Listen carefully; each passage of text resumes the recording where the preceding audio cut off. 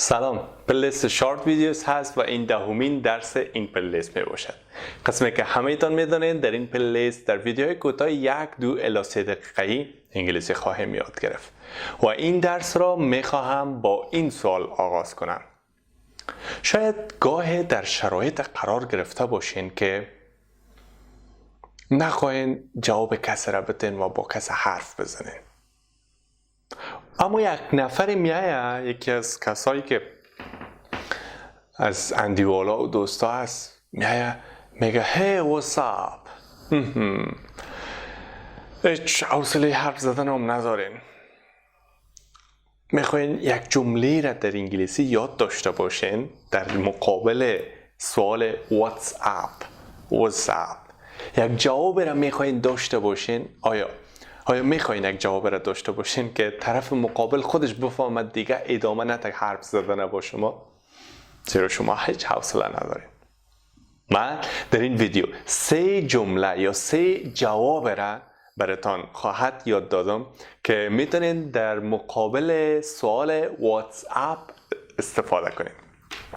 و اولین جواب ای است که وقتی کسی میگه براتان واتساپ و شما در شرایط قرار ندارین که جواب بدین، میتونین استفاده کنین که sky is up.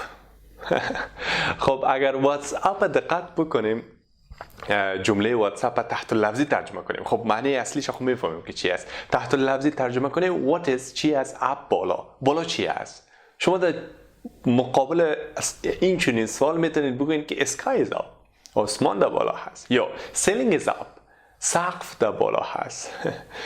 دومین جواب را که میتونین استفاده کنین که طرف مقابل شاک شوه بیخی و دیگه هیچ ادامه نده حرف زدن، چون شما در شرایط نیستین که جواب بدین و امروز زود 10 دقیقه 15 دقیقه صحبت کنین که چی گپا شده.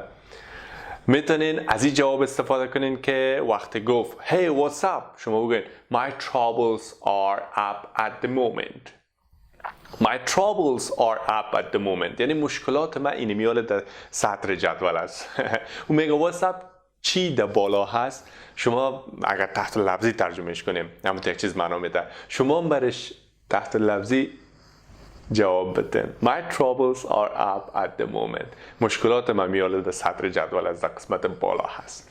و سومین جوابی که میتونین در مقابل سوال واتساپ استفاده کنین ای است که وقتی کسی گفت hey what's up، اگر یک ترجمهش ای بود که واتساپ چی در بالا هست، یک ترجمه دیگه ازی تحت لفظی میشه که واتساپ یعنی اپ چی است.